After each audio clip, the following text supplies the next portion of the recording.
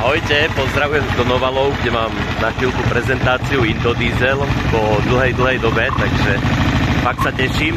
No ale chcel som úplne inú vec, pretože týždeň dozadu som vás všetkých strašil, že film Afrika na pionieri sa na Netflixe už nebude dať pozrieť. A dneska mi prišiel mail, že majú záujem tento film nechať aj naďalej, takže na Netflixe ostáva, čo ma fakt teší. No a tiež spolu s Maťom pracujeme aj na filme Indodiesel, je to zdĺhavé, je to pomalé, ale je to perfektné, je tam toho veľa, takže fakt ma to teší, aj keď sme rozbití a robíme častokrát do noci. Človek by si možno myslel, že nebudem spať kvôli Sáre, kvôli malej, ale opak je pravdou a je to skôr kvôli filmu, takže